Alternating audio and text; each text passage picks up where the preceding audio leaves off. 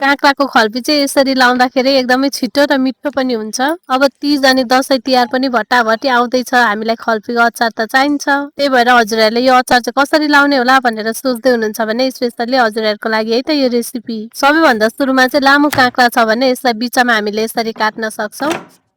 फेरि पनि यसलाई काटेर अनि यसको गिद्रो निकाल्नु पर्ने हुन्छ। काँक्राको खल्पी मिठो नलाग्ने त सायद कम नै हुनुहुन्छ होला। हजुरहरूलाई कतिको मिठो लाग्छ कमेन्ट गर्नुहोस् ल। मलाई चाहिँ यसरी बनाएको खल्पी एकदमै मिठो लाग्छ। अब चाहिँ हामीले यो काँक्राबाट गिद्रो यसरी हटाउनु पर्ने हुन्छ। गिद्रो चाहिँ यही काँक्रामा रह्यो भने अचार छिटो बिग्रिन्छ।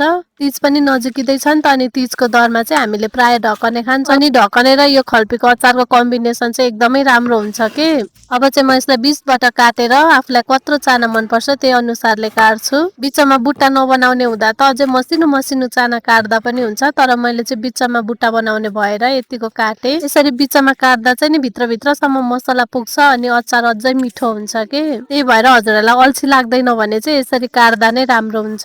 मैले चाहिँ सबै चानालाई यसरी नै काटेर रेडी गरिसके। काँक्राको खल्पी अलि लामो समयसम्म राखेर खाने खालको बनाउनको लागि चाहिँ हामीले यो चानालाई घाममा सुकाउनु पर्ने हुन्छ। मैले चाहिँ छिट्टै खानको लागि बनाउने भएकोले यसमा नुन र बेसार राखेर मजाले मोल्छु। यसलाई राम्रोसँग मिक्स गरेपछि मैले 3 घण्टाको लागि रेस्ट गर्न छाडिदिएँ। यो चाहिँ किन गरेको भन्ने लाग्छ भने नि साथीहरू, यसबाट पानी निकाल्नु पर्ने हुन्छ नि त, त्यही भएर यसरी नुन र बेसार राख्दाखेरि मजाले पानी निस्किन्छ।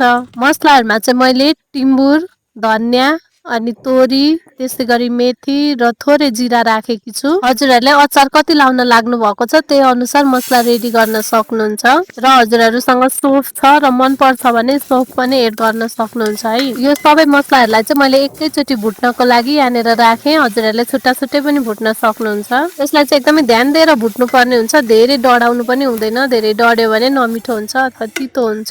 यतिको रातो रातो भइसकेपछि मैले एउटा प्लेटमा खन्याएँ। अब यसलाई हजुरले सेलाइसकेपछि मिक्सरमा पनि पिस्न सक्नुहुन्छ, तर यसलाई मसिनो बनाउनु पर्दैन नि त, त्यही भएर मैले ओखलीमा पिस्न लाग्दैछु। मैले चाहिँ यो मसलाहरू पनि पिसेर रेडी गरिसके। घाममा सुकाएर बनाउँछु भन्ने लाग्छ भने चाहिँ हजुरहरूले बिहानै काटेर अनि दिनभरिको घाममा सुकाएर बेलुका अचार लाउनु होला। फेरि पनि त्यसलाई रातभरि राख्दाखेरि चाहिँ भुसु नउड्ने अथवा काँक्रा बिग्रिने हुन्छ कि साथीहरू। हेर्नुहोस् त मैले यसको पानी पनि छानिसके। अब चाहिँ यो काँक्राको चाना अचार लाउनको लागि रेडी भइसक्यो अनि अघि मैले पिसेको मसला राख्दैछु। त्यसै गरी मैले थोरै धुलो खोर्सानी पनि राखेँ। हजुरहरू पिरो कतिको खानुहुन्छ त्यही अनुसार अड्कलेर राख्नु होला। अनि यसमा अघि नै पनि नुन लगाएको थियो नि त, त्यही भएर मैले थोरै थोरै नुन राखेँ। त्यसै गरी थोरै जिरा धनियाको पाउडर पनि राखेँ। यसरी डल्ले खोर्सानी काटेर राख्दाखेरि चाहिँ यसको स्वाद अझ मिठो हुन्छ। म चाहिँ यसरी अचारहरू बनाउँदाखेरि तोरीको तेल नतताइकन राख्छु, हजुरहरूले तताएर पनि राख्न सक्नुहुन्छ।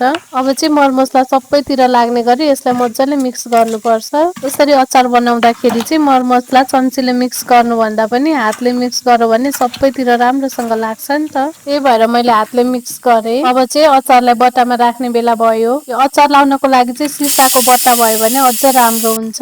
छिट्टै खाइहाल्नको लागि भनेर मैले चाहिँ प्लास्टिकै बट्टामा भए पनि राखेँ। यो अचारलाई बट्टामा राख्दाखेरि चाहिँ हामीले खाँदै खाँदै लाउनु पर्ने हुन्छ। यो अचार चाहिँ नसुकाइकन काँक्रा लगाएको भएर अलिअलि पानी निस्किरहे जस्तो देखिएको छ, तर यसले केही फरक पार्दैन। यसरी लगाएको अचार चाहिँ हामीले 3 देखि 4 दिनमा खानको लागि रेडी हुन्छ।